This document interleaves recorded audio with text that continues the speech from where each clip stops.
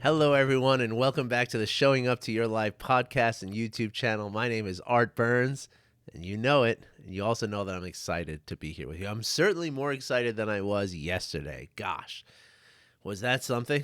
I mean, that just was so hard for me to share that story. There's so much, guilt and so much shame that I've had to unpack over the years of, those kind of stories. And as I said yesterday, that was just one of them, right? Like that I have so many stories like that, and it's really I mean, number one, it felt really good at the end to share the story, So that is something also, right? That we should be willing to share these stories because sharing them and kind of getting them out of ourselves is something that it's part of the healing process, right? And so and that's kind of what I wanted to get into today. I know we're doing a quick segue in here today, but there's a couple of things that I want you to get out of what you saw yesterday in that story. Okay, number one, right, is I want you to see the potential for how things can change, right? Because most people, right, even just watching me in these videos and listening to me in this podcast, I'm sure most people out there were like, I hardly believe that this guy could be that angry at any given time, right? And certainly so angry to say something so horrible and mean and rude. Like that doesn't seem like this guy talks about compassion all the time. He talks about forgiveness all the time.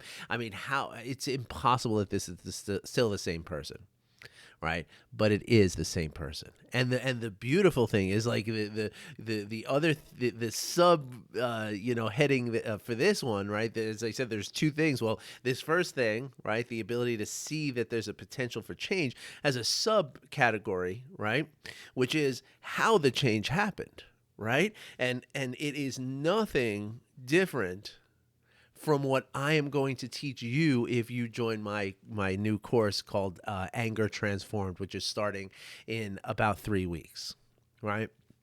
If every single thing that I'm going to teach in that course is exactly what I have practiced to get to where I am, where I came from that guy who you heard about yesterday, right, to the person I am now, right?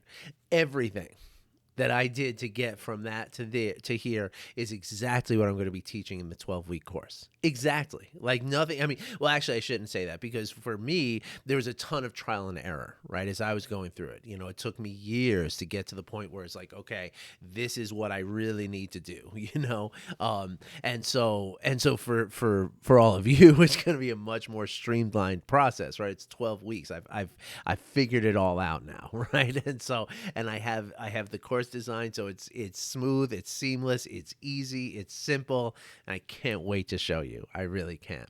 So that's the first thing that I want you to take out of this whole this story that I told yesterday, right? Or certainly the story between seeing me then versus now, right? Like that's the first thing that I want you to see is the potential for change. Okay. But the other thing that I want you to see, and this kind of grows from the potential for change, right, is that I want you to recognize, or my hope, my goal is that you will recognize that, even back then, right, even 10 years ago when I did that horrible thing, and again, I have plenty of stories of what happened back then, just like that, right? There was, plenty of other young kids that I talked really nasty to, other, older people. It doesn't matter. I was an equal opportunity jerk back then, but that's the thing. I wasn't a jerk, right? And most people, right, if you were not the object of my ire, right, most people would not think of me as somebody who was specifically angry. It just wasn't, I didn't wear it that way. And then the thing is, right, and this is really what I want to talk about today, this is the segue into today's subject, is that I didn't think of myself as angry. Which is hard to believe, I know, given the way I described what I went through yesterday, right? I don't see how anybody in their right mind, and I was in my right mind at various points during those times, but it's hard to see how anybody in their right mind could possibly miss that anger, right? It's impossible, right? Or at least it seems impossible, but it's not impossible because, hello, that's what I was. Like, I never thought of myself as an angry person. And most of the people around me didn't think of me as an angry person. Now, most people probably, I think, if I look back and I remember, there were some people who thought I was, and again, the people who were the objects of my ire, right? When I owned my little cafe, all the people that worked for me, considered me angry. In fact, there's a woman who worked for me back then who was making the espresso drinks and the, barista job. And, and she came up with a drink that she named the Angry Art. Like, that's how much she identified me as angry, right? But most people in my life, no way, no way. What they saw was they saw a guy with a temper. They saw a guy who had a lot of pressure. They saw a guy who was, just very busy. They saw a guy who, had a lot of responsibilities. They saw a guy who was, maybe highly stressed, right? But not angry. I was a nice guy. I was a guy that, I did lots of kind things. I was always, telling jokes and, listening to Grateful Dead. And, like it was, I'm like one of the nice guys, right? But beneath it, I was just seething with this anger all the time. But we're not even talking about what other people thought of me. I'm talking about what I thought of myself, right? Because I never thought that I was an angry person. Right? In fact, what I thought was that just the rest of the world was just stupid, right? And that what I was doing was I was just being reasonable and natural. And I was just expecting people to also be reasonable and just not stupid, right? I mean, I thought it was just, I'm just living my life out here. I am busy. I got a lot of responsibilities. You better get out of my way. Who the hell are you? Right? That's how I used to think of things. But not that I was an angry person, right? I saw, again, I felt that I had a temper, but it wasn't like, it wasn't the temper that was the problem. It was the person who triggered the temper that was the problem.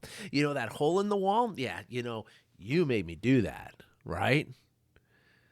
That's the way that I would think, right? I would also hold grudges, amazing grudges.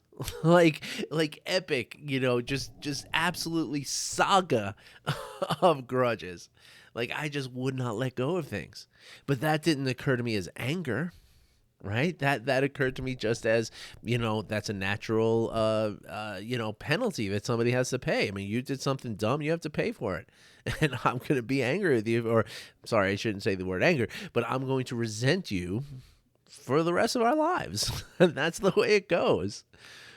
Right? I used to think that I was someone who, again, not thinking of myself as an angry person, but I was always protective of my, the respect that people were giving me. I was, protective of, of all of that kind of stuff, like the way people treated me, the way people talked to me, the demands that I had of others. That was something that was always very, very, high in my mind, right? But I never associated with myself as having an anger problem. And this is really a big issue, right? And this is why, why I'm talking about it today. And as we're really in the nascent, levels of this program that's starting to arise, that's going to be happening in a few weeks now. There's a lot of people out there who don't think that they have anger issues. Right? There are people who feel like, again, like the way that I did, I felt like I was just very busy. That's why I have less temper, And again, I just happen to be surrounded by people who are just doing dumb things. It's not my fault. I need to stop doing dumb things, and I'll stop with my temper. It's that easy. You have the power, right? And so what happens when we, there's so many of us out here who don't realize that we have anger issues, and so. And so let's, and again, it's like, we don't necessarily see the anger, right? But we see we see the hole in the wall, right? Or we see the dented bumper on our car, right? Because we rushed out of a parking space and we hit some pole or something like that, right? We see damaged relationships, right? We see that, but again, we see it in terms of, not that I have done something to damage this relationship, but all these people that I just somehow, that fate brought me in with, these are all the people, these are the reasons why I'm having the issues that I'm having. These are the reasons why I have to lose my temper. I have to lose my temper for these people, right? Like it's some sort of responsibility for me to change them, to help them out, to save them somehow, right? I mean, these are the thoughts that run through a person's mind, especially a person who is in that anger. Because again, to say that we have an anger issue, right? To say that we have an issue that has to be dealt with and has to be somehow repaired, right? Well, that is the kind of thing that is going to tweak our anger in a very, very strong way, right? And when I say tweak, I mean like twist the knife, like it's not a good thing, right? And that's exactly the problem, right? Is that when we're in that anger place, we don't see things for what things really are. Okay? Not only do we not see things from the outside as things really are. In other words, the things that we see around us, but also we also sort of judge or misestimate our own actions and our own words and our own gestures and and all of it, right? In specifically in that way, when we're experiencing anger, right? We have a sense that I'm sorry, not that we have a sense that, but when we are experiencing anger, we tend to lose sight of the sort of wrongness of something we might say or do, right? In other words, we have this, we lose our filter a little bit, right? Like we all have a filter, right? It should, we all potentially have a filter, right? There's some people that you see who don't have a filter, right? And you see that and you're like, wow, that person really just laying it out there, just letting it all hang out, right? Well, again, there's a very good chance that person is seething with anger inside and doesn't even realize it, right? Because again, when we're experiencing anger, especially when anger starts to approach the level of rage, right? But I mean, that's like without question, right? But even without being rage, even at low levels of anger, again, goes from everything from a little annoyance, like, oh, my coffee got cold, to to blind shaking rage, right? All of that is anger, right? And so it's a spectral kind of thing, and the intensity, of course, on each end of that spectrum and everywhere gradiating in between, right? That intensity is going to impact the severity of what I'm talking about here, right? But as it gets to a certain point, right, like we start to feel that it's okay to call a 17-year-old kid that horrible term that I used right to his face, right? It wasn't like I was like said it under my breath as I was walking out or something. I was like made eye contact with that kid and spoke to his soul and let his soul know that I thought he was that horrible thing, right? Now, of course, I mean, I am a person who's grown up with very strong morals, with very strong conviction of compassion and kind. I mean, that stuff has all been, I've always known and sort of felt that stuff through my whole life. But yet, in that moment, I felt it was completely natural, completely justified, completely normal to call that 17-year-old kid that word that I called him. Right? Like at no point did that occur to me like, "Ooh, you shouldn't do that." Like that's not okay. At no point did it occur to me that way. In fact, if somebody had confronted me on it, I would have defended what I said. Because again, to me, it was that kid's fault. It wasn't something that was about me. It was about this kid doing something that was dumb. And he deserves to be punished for that. That's the logic that happens when we're in that anger space. And so there's a very good chance that you're experiencing anger on a level that you don't even realize. And so I want to invite you to have some conversations about this, right? Whether it's a conversation with me or a conversation with anyone. Maybe approach, a good friend, or maybe approach a spouse or a relative and ask, like, do you see me as an angry person? And see what happens when you ask that question. See what happens when you ask yourself that question, right? Like, look at yourself in the mirror and say, am I an angry person? And it's okay, right? But again, like, as I was saying, like, if we, the perception thing comes in really strongly here, right? Because as we're asking ourselves that question, like, am I an angry person, right? Do I have a problem with anger? That right there is something that your anger is going to make you very resistant to admit. So you see how this becomes very, very confusing. It becomes very overwhelming in its confusion. It becomes like a funhouse mirror room. Like you don't know, at a certain point you get lost in it and you just don't know how to get out of it, right? And in that way, that is how anger becomes your habit. Right. And I talk about that a lot in these videos and podcasts, how all of what we do is, or 95% of what we do as human beings is driven by habit. Right. It's completely automatic. Right. And so when you live in a place of chronic anger, just like living in a place of chronic stress, what happens then is that the anger is like always right there, right? It's almost like having somebody standing right behind you, right? Like if you walking right behind you, if you stop short, they bump right into you, right? Like, oh, like that keeps happening all day, right? Because the anger is right there. And I mean, there's another story that I have from my wedding day. Okay. Yeah, I mean, I've got no shortage of these stories, I'm telling you. On my wedding day, right, it was supposed to be the happiest day of my life, right? The happiest day of my wife's life, right? It's supposed to be nothing but love, right? Well, after we went down to City Hall. We had a situation where between our two families, it was like we had a guest list of like, everybody wanted to invite everybody, and it was like we'd wind up having like 500 people at our wedding and spending so much money that we didn't want to spend. So we actually went down to City Hall, and then we bought ourselves a house. Like that's literally the way we went.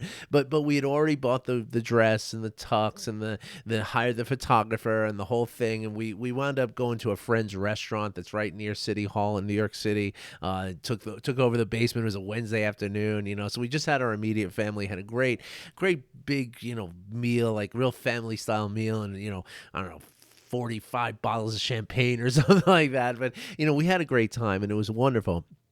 But it wasn't a traditional wedding, right? And much to the chagrin of our parents and everything. But again, it was like the wedding was more for them than it was for us.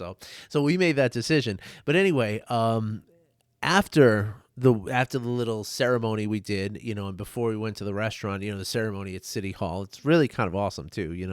The judge, like, you can really see the humanity in civil servants, when you get married with civil servants. But anyway, so we had the photographer booked, we had the dress, we had the tux, so had the flowers, so I had the boutonniere. So let's take some pictures, and we got the Brooklyn Bridge right there, right? Like the Brooklyn Bridge like sees City Hall, so you're literally like 2 blocks away. Now, it so happens that my great grandfather was part of the crew that built the Brooklyn Bridge. He actually died building the Brooklyn Bridge. Hundreds and hundreds of people died. They fell into the cement, and they didn't have the means to stop the cement. So literally, my grandfather's bones are in the stones that hold up that bridge. And that's something I take some pride in. I mean, it's like a really great part of like New York history, and it's New York City too. It's not like, it's a pretty big deal. The Brooklyn Bridge, right? One of the most iconic bridges in the world, right? So there we are. on this iconic bridge, standing over my ancestry, and just really, my parents are there, her parents are there, the photographer's there, and we're all, are taking pictures. We're having a great time. The photographer's staging us here and, staging us there, and we're going through all this stuff. It's a gorgeous day. Everything's going great. It's middle of February, but it was like 60 degrees or something, like one of those situations, right? Where we just, we lucked out, right? Everything was going beautifully, right? And then all of a sudden, this guy comes riding by on a bicycle, right? Like, okay, it's just a guy on a bicycle, but no. You see, he was disrespecting me, right? Because this is my time. This is the most special day in my whole life. And so this guy's just going to ride through, and he didn't even say, excuse me, right? He didn't even say, pardon me, folks, or even say, like, hey, congratulations. He just rode by like he belonged there. And I was not gonna have it. And so literally I found myself like he kept riding. So like I yelled something at him, he yelled something back, he turned around, gave me the finger, and I like literally started running after him in my tuxedo. Like ringing, come back here, you. I'm gonna get you.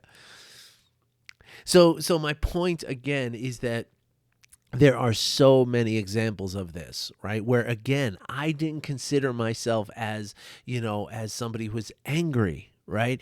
But and for sure, this little incident, right? Like when I describe and I just say a guy riding on his bike, it sounds so like, well, how could that have upset you so much, right?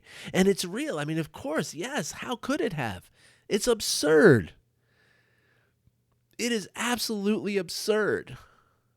But that's how it is. Because the anger is just standing there waiting, just waiting for the excuse to come out and show its hideous face. It's not really a hideous face. And that's actually part of it, is that, one of the most effective things that I have done over the course of the last 10 years to transform from that guy to this guy is to actually befriend my anger. I know that sounds weird, but it's true. And that's one of the things that we're going to be doing in the course that's starting in about 3 weeks from now. Although the person I've just started working with on my marketing, who's going to help me generate some interest around this course, he was like, I need like 6 weeks. so we'll see. We're gonna we'll see who comes out on top of that. Now, in the past, now this is a perfect example. In the past, I would have gotten angry at that. Right? There's like, it's reasonable, right? I mean, he's telling me how long it takes him to do the job that he does. I'm not the guy that designs and brands and does advertising. That's not my thing. I can tell you how long it'll take me to teach somebody mindfulness, right? So if I tell you it's a 12-week course and somebody comes back and says, oh, well, I was thinking 3 weeks. Be like, well, that's great for you, but it's not going to work. I mean, there's nothing to be upset about. But in the past, this would have made me angry. And I would have said, you son of a gun, you do it. You just do it. I don't care what it takes. And then what happens, right? My relationship is soured right from the very beginning. And ultimately, like he feels crappy about himself because I'm insulting him. I'm demanding of him. I'm being this ragey guy. So he feels bad about himself. I wind up feeling guilty about myself, because that's one of the things that happens in anger, is that, again, because we don't filter ourselves, right? So we'll blow up at somebody and we'll say a bunch of stuff. And then once we calm down, we sit there and we say, oh my gosh, what did I do? How did I do that? What did I do? And then there's the guilt and the shame. And then this all kind of creates this sort of karmic effect, right? Which is like, we have to work all this out. Right? And it doesn't just go away, right? You have to resolve it somehow. And in trying to resolve that, guess what? Life keeps happening. And anger is still right there. And so even while you're trying to resolve the thing that you embarrass yourself because you were angry, yesterday, because of that resolve that the resolution that you're trying to come to, when somebody cuts you off on the road, or your coffee isn't right at Starbucks, or some bicycle guy rides by when you're in your special moment, you're just going to erupt. There's no gradient to it, right? It's like from 0 to 60 instantly. And that's how anger works. And that's how anger is going to continue to work until you actively and intentionally bring a change to it. And that change is exactly what I'm offering in this new course called Anger Transformed. Okay, we're going to transform that anger into something that's far more beneficial for you and far less damaging for you. And it will take about 12 weeks. Okay, the course is 12 weeks. You're going to start feeling different in about 3 or 4 weeks, but it takes 12 weeks for the whole thing to happen. It's kind of like antibiotics, right? You don't stop taking antibiotics just because you start feeling better. You know that the antibiotics still have to go through all that they're doing. Otherwise, the illness is going to pop right back up. Same thing with this course. In 3 weeks, you're going to be acting completely different and you're going to be interacting with your life in a completely different way. But if we just stop there, another 3 weeks goes by and you're going to be right back where you were. But if you give me 12 weeks, then we can make a change that is, on its way to being permanent.